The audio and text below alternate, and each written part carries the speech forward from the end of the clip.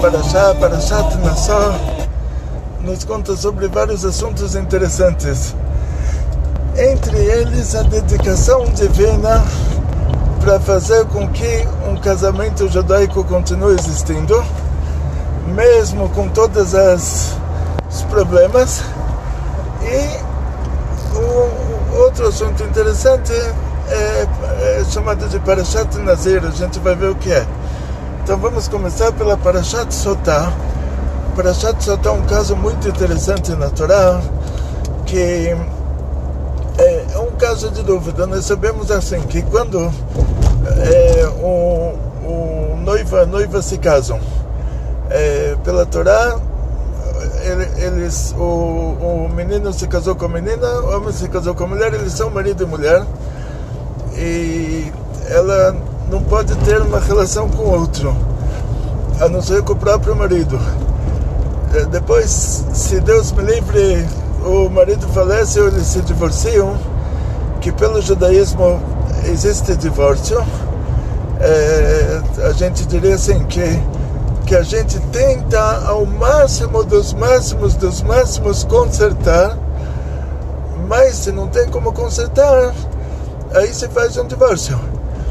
E esse caso que a Torá traz era um caso que é proibido da gente fazer isso. Tipo, o marido falou para a mulher: eu não quero que você se tranque com tal pessoa.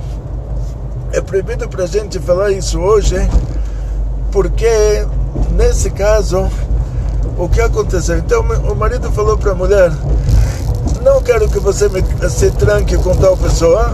E ele viajou, ele foi para os Estados Unidos.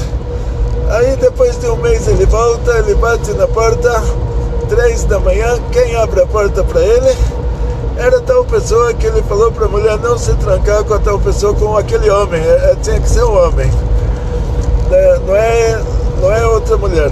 Ele pediu para a mulher não se trancar com um certo homem, que não é o pai dela, o filho, o irmão, é um homem que não é o filho, o irmão, o pai dela. Então o cara abriu a porta, e aí o marido pergunta: o que você está fazendo na minha casa? Aí ele fala: olha, depois que você viajou não tinha onde morar, aí eu vim morar aqui, então agora estou morando aqui, graças a Deus você chegou, está muito legal, sua casa é muito boa. Então o marido fala para a mulher: olha, eu te falei para não se trancar com essa pessoa. E o motivo do marido é que ele tinha por precaução, que ele sentia que a esposa tinha uma caidinha por aquela pessoa. E a esposa fala: olha, não aconteceu nada, ele só ficou morando aqui, não tinha lugar no quarto das crianças, coloquei ele na minha cama, mas não fizemos nada, não fizemos nada de nada, quer dizer, ele só dormiu na nossa cama junto comigo, mas a gente não se tocou. O marido, ele está com suspeitas, então ele fala para a mulher: sabe o que? O nosso casamento terminou, vamos para o tribunal e eu vou fazer um divórcio. Aí a mulher fala: de jeito nenhum, o que eu fiz de errado? É só você pediu para mim fazer uma coisa, eu não fiz, mas não dormi com ninguém, ele só estava deitado na minha cama do meu lado, mas não fez nada comigo. Então o marido está com a suspeita dele, e eles vão agora para o Cohen e falam para o Cohen lá do Beit HaMikdash. Por isso que não pode falar isso hoje para a mulher: não se tranca com tal pessoa, por causa que isso envolve um processo que vai envolver um Cohen e o Beit HaMikdash, que já não existe mais, que hoje não teria como reverter uma coisa dessas. E o Cohen ouve o caso e fala: olha, então tem um jeito, o próprio Deus está disposto que você apague o nome dele, que isso é a pior coisa no judaísmo, é apagar o nome de Deus. Ou seja, assim, a gente tem um mandamento de apagar o nome da idolatria, e a única coisa que a gente tem verdadeiramente sagrado no judaísmo são esses nomes de Deus. Então a gente nós temos o mandamento de não apagar o nome de Deus, de apagar o nome da idolatria e não apagar o nome de Deus. E aí o Cohen falou, olha, mas nesse caso, o próprio Deus quer que você apague o nome dele para fazer o Shalom Bait, para fazer as pazes entre o marido e a mulher. Então, qual que é a proposta? O marido diz que ela traiu, ela diz que ela não traiu, e só Deus sabe. E como Deus vai expressar que ele sabe isso, aí o Cohen vai falar para ela assim, o negócio é muito grave, a gente vai brincar com fogo aqui, você vai brincar com o assunto espiritual, na hora que você entra no assunto espiritual, você pode estar tanto nesse mundo quanto no outro. Espiritual é uma coisa que une dois mundos. Então, se você vai agora, você acha que o assunto espiritual é uma besteirinha, é capaz que você tenha a infelicidade de descobrir isso no próximo mundo, que não era uma besteirinha. Então, o Cohen faz uma proposta para ela, fala, olha, você vem para o Beit HaMikdash e lá eu vou escrever a Parashat Sotah, essa parte da Parashat Nassó, da nossa Parashá, que fala sobre a Sotah, e ela tem o nome de Deus nessa parte, e o Cohen vai colocar essa Parashat Sotah dentro de um copo de água do Beit HaMikdash, com um pouquinho de terra do Beit HaMikdash, e vai misturar tudo e vai dar para ela beber. Aí o Cohen diz para ela o seguinte, se você não traiu, isso vai ser um remédio para você. Se você não tinha filhos, agora você vai ter muitos filhos. Se você não, se os filhos nasciam feios, agora vão nascer lindos. Se eles já nasciam lindos, vão nascer mais lindos ainda, e mais inteligentes e tudo mais. Você só tem a ganhar se você não traiu o marido. Agora, se você traiu, vamos fazer o divórcio. Ah, você não quer fazer o divórcio, você está achando que você vai enganar alguém? Então, olha a multa que você ganha aqui se você estiver enganando, que se você toma essa água, o nome de Deus foi apagado. Porque você falou que não traiu, e você traiu, aí você explode. Você está mexendo com o espiritual aqui, é perigoso. Você pode falar que você traiu, aceita se divorciar, mas falar que não traiu para continuar com o marido e deixar com que o nome de Deus seja apagado para te fazer o Shalom Bait, isso não dá certo. Aí você está expressando de que você não acredita no que está escrito na Torá, você não acredita em Deus. Então o Cohen fala para ela, olha, sabe o que? É melhor você fazer o divórcio mesmo, porque se você traiu, coitada, eu não quero estar no seu enterro. A mulher fala, não traí, e aí já vai estar na mão dela isso. Quer dizer, se ela tem fé o suficiente para saber que se ela não traiu, agradece a Hashem que ele está apagando o nome dele para te fazer o Shalom Bait, para te fazer a harmonia familiar, ou se ela tem fé o suficiente para saber que se ela traiu, para aceitar o divórcio, se divorciar. Agora, se ela está querendo enganar o marido, enganar Deus, aí já ela vai mexer com fogo. Por que ela vai mexer com fogo? Porque vai ser apagado o nome de Deus. Se não fosse isso, até poderia pensar, tá bom, que eu posso fazer? Ela é muito esperta, ela está enganando aí todo mundo. Mas para que ela precisaria morrer? Por que acontece a morte dela? Porque ela vai ser apagado o nome de Deus. Vai ser dado isso para ela beber na condição de que ela não traiu o marido. Então ela vai estar mexendo lá em cima com o mundo espiritual. Esse que é o perigo. Então quando ele fala, olha, talvez você não está consciente do que você está fazendo. Então, sabe, de vez em quando onde você cresceu, suas amigas não eram boas, e você se acostumou a fazer coisa errada. Você tinha um namorado dormir com outro, e talvez isso você cresceu assim, você foi educada dessa maneira. Mas então saiba que a gente não tem nada contra você, mas aceita se divorciar. E terminou aí. Ela fala, não, e é isso que ela fala, não, se ela não traiu, aí ela é obrigada a falar não, porque vai abrir mão da família para quê? Vai perder o marido porque ela fez uma besteirinha, agora vai fazer uma besteira pior. Agora, se ela traiu, aí é melhor para ela se divorciar. Ela não quis se divorciar, ela estava disposta a que fosse apagado o nome de Deus para mostrar para o marido, para jogar na cara do marido que ela não traiu. Então ela apagou o nome de Deus, enganou o marido e ela acha que ela é esperta. Aí nesse caso ela morreria por causa desse curto-circuito espiritual que ela causou. Nós vemos muitas vezes que quando o lado espiritual é muito, muito elevado,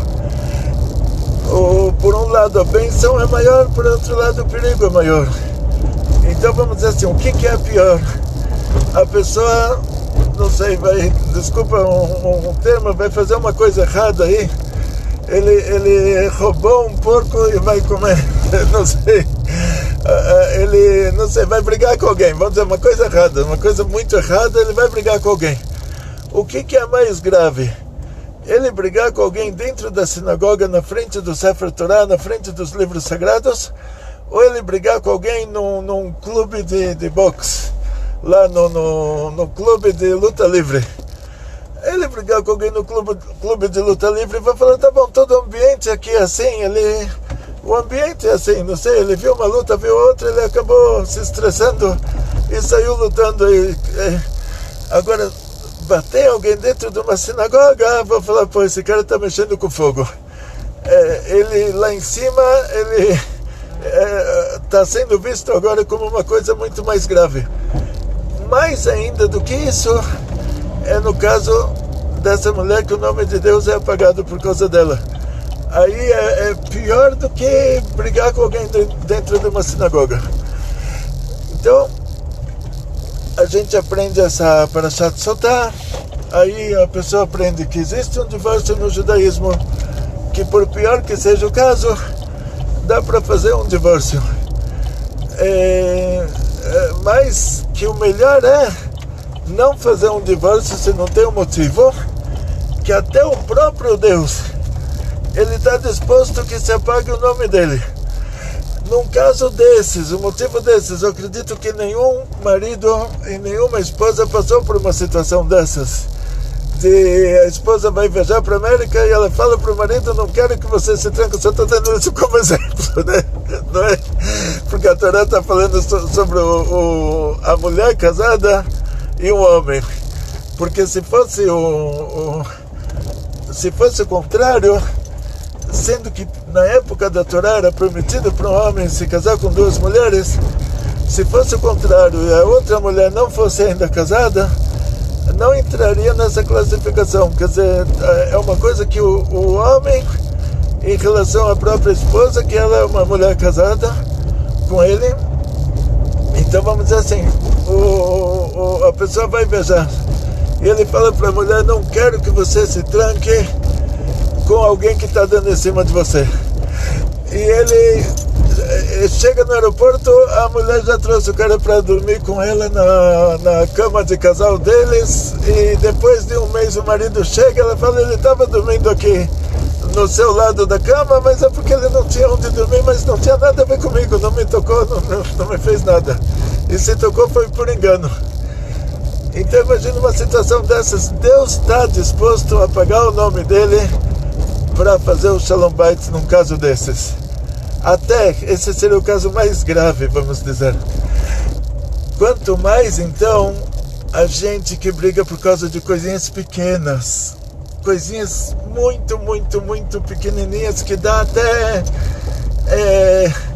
É de dar risada. Quando alguém ouve sobre uma briga de marido e mulher, os motivos dos 99% das brigas, a pessoa que ouve dá risada.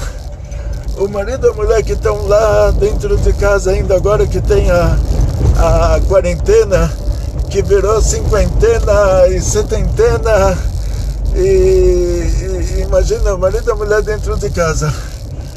E qualquer coisinha pequena lá, qualquer água que cai no chão, qualquer, não sei, já a pessoa surta. E o outro que ouve isso fala, uau, surtou porque caiu água no chão. É uma besteirinha. Então saiba que o próprio Deus está disposto a pagar o nome dele por uma coisa que não é uma besteirinha, que é muito grave, Então, quanto mais que a gente não deveria estar brigando por coisinhas que são besteirinhas. Quanto mais e quanto mais e quanto mais. E o que a gente aprende daqui? Vamos analisar a coisa a fundo. Está escrito sobre o Beit HaMikdash que ele foi destruído por causa de ódio gratuito. O que é ódio gratuito? Ódio gratuito, diz a Gemara, nos conta uma história do Kamtza e Bar Kamtza. A palavra Kamtza quer dizer formiguinha.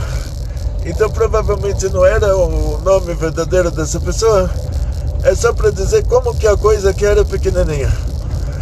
Um ricaço em Jerusalém, ele fez uma festa, ele pediu para o faxineiro convidar o Kamtza e o faxineiro convidou o Bar Kamtza. Agora você vai ver que toda etapa nessa história, ela é uma coisinha pequenininha assim, erro de faxineiro. O faxineiro errou. Coitado, ele é um faxineiro, ele é um analfabeto, o faxineiro antigo era um analfabeto. Ele era a pessoa mais simples e por isso que ele estava disposto a limpar a casa. Se ele fosse muito estudioso, ele faria outro tipo de trabalho, mas era uma pessoa que nem sabia fazer uma coisa simples, ou seja, só conseguia mesmo limpar a casa. E o faxineiro fez um erro. Então, uma coisa normal, ele é uma pessoa simples. O faxineiro, no lugar de convidar o Kamtza, que era o amigo do ricaço, convidou o Bar Kamtza. E o Bar Kamtza quer dizer filho da formiga, quer dizer, menor ainda. Que os nomes, com certeza, da mesma maneira que o ricaço não foi exposto, não foi dito o nome dele, com certeza também a Gemara não quis expor esses dois. Mas olha, a coisa pequena, ele convidou. Erro de faxineiro, no lugar de comprar uma vassoura, comprou outra que não sabia qual que era melhor. Então, começa a festa, o ricaço encontra o Bar Kamtza na festa dele. Ele fala para ele, sai da minha festa. O Bar Kamtza falou, olha, estou entendendo, eu pensei que você queria fazer as pazes comigo, por isso que você me convidou, estava até feliz. Agora que eu estou vendo que, ao contrário, você ainda tem ódio de mim. Então eu vou pagar tudo que eu vou comer aqui. É como se você não tivesse me convidado. O ricaço não concordou, falou para ele, sai fora. Ele falou, tá bom, sabe o que? Eu pago metade dessa festa. O ricaço não concordou. O Bar Kamtza falou, sabe o que? Eu pago a festa inteira. O ricaço não concordou, tirou ele da casa. E o ricaço passou vergonha. E foi nada mais, nada menos para o governo romano, que naquela época Israel fazia parte do Império Romano. Quer dizer, nós já fomos parte do Império Romano, por isso a gente sabe muitas coisas do Império Romano que os historiadores não sabem, que a gente viveu naquela época. Nós éramos uma província do Império Romano, nós tínhamos... A Gemara traz muitas coisas que nem os historiadores sabem. E o Bar Kamtza foi lá para o governador e falou, olha, vai começar agora uma revolução. Na hora que se falava no Império Romano sobre revolução em Israel, o imperador ficava com úlcera no estômago, surtava. Por quê? O medo dos romanos eram os persas, era Estados Unidos e Irã. O medo dos persas eram os romanos, o medo dos romanos eram os persas. Israel era fronteira. Então, se Israel passava para o lado dos persas, a Roma estava em perigo. Então, o governador entrou em pânico, o imperador entrou em pânico, mas aí eles falaram, o governador falou para o Bar Kamtza, me fala, como você sabe que vai ter uma revolução? Aí o Bar Kamtza falou, você pode fazer uma experiência, manda um sacrifício para o Beit HaMikdash, eles não vão sacrificar. Manda um sacrifício para o templo sagrado de Jerusalém, os judeus não vão querer sacrificar porque foi você que mandou. Foram os romanos que mandaram. Aí o imperador mandou o sacrifício do imperador de Roma para o templo de Jerusalém. Chega lá a comitiva dos romanos e lá está lá os judeus que acompanham. e o Bar Kamtza em primeiro lugar. Os rabinos da época entenderam, a história ficou conhecida na cidade, entenderam que o Bar Kamtza está aprontando, e o Bar Kamtza tinha aprontado. No meio do caminho, ele fez um defeitozinho no Corban, e esse defeitozinho, para os judeus, era um problema. Não poderia se sacrificar um animal com o defeitozinho que ele fez defeito no olho do animal. E para os romanos não teria problema. Os romanos faziam sacrifícios de animais para a mitologia, e para eles esse defeitozinho não era fim de mundo. Então os rabinos falaram para o rabino do Bet HaMikdash, rabino responsável pelo Bet HaMikdash, falaram para ele: olha, sacrifica esse corban, porque senão Deus me livre, vai ter uma guerra. O rabino do Bet HaMikdash falou: de jeito nenhum, aqui quem manda sou eu. E essa coisinha pequenininha, o rabino do Bet HaMikdash falou: olha, as pessoas vão pensar que é permitido sacrificar corban com defeito no olho, então não deixam. O que vai acontecer? Vai ter uma guerra, não é problema meu, é problema do exército, do governo, a guerra. O que tem a ver comigo, eu não deixo e acabou. O cara foi durão, por causa de uma coisinha pequena. Aí os rabinos falaram: então vamos assassinar o Bar Kamtza, porque aí a gente está salvando milhões de judeus. Aí o rabino do Bet HaMikdash falou: e vão pensar que quem faz defeito no corban é condenado à morte? Também não. Então não tinha outro jeito. Ou seja, assim, tentaram evitar a guerra, mas por causa de coisinha pequenininha. E o rabino do Bet HaMikdash não deixou sacrificar o sacrifício dos romanos. Os romanos entenderam que se o próprio imperador mandou um sacrifício para o Bet HaMikdash, eles aceitaram de todos os outros países que mandavam para lá também, e não aceitaram do imperador romano. Então, quer dizer, isso é oficialmente uma declaração de guerra.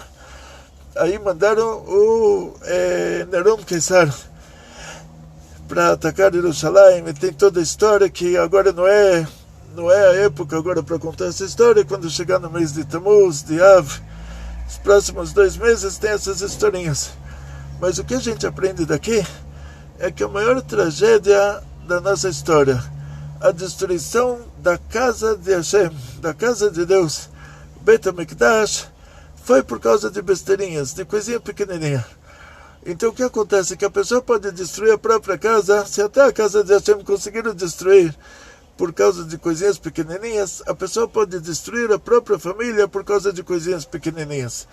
Por isso a Torá já te antecipa isso e te fala: olha, no caso mais grave, que é 99% que a mulher traiu, mas tem 1% que ela não traiu, e o próprio Deus está disposto a pagar o próprio nome para que você continue com a sua família, para que vocês façam as pazes.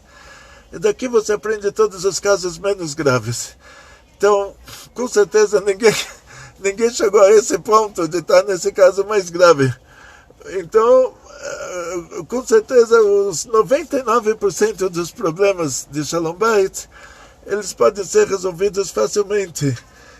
Uma terceira pessoa que ouve até é capaz de dar risada. Então o que a gente tem que fazer é saber se o próprio Deus está disposto a fazer uma coisa que Ele próprio falou para destruir os nomes da idolatria. E Ele próprio falou para não apagar o nome dele.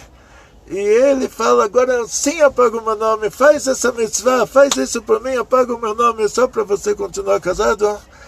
Então quanto mais a gente, o esforço, o sacrifício que a gente tem que fazer para manter o Shalom Bait, ou seja, para evitar que por causa das coisinhas pequenininhas, Deus me livre, o casamento se desgaste. Tem muita matéria sobre isso. A gente tem uma sessão no nosso canal, uma sessão de harmonia familiar, uma playlist de harmonia familiar.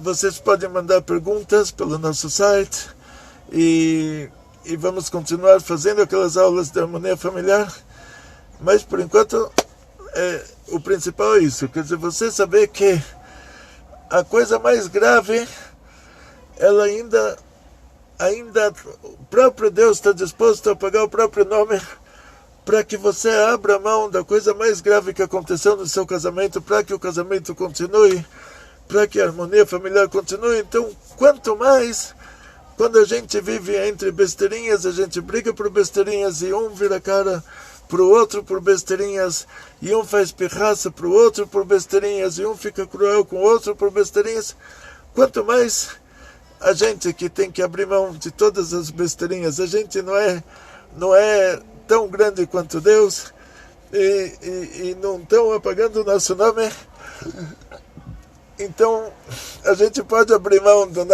nossa prepotência e em prol da nossa harmonia familiar.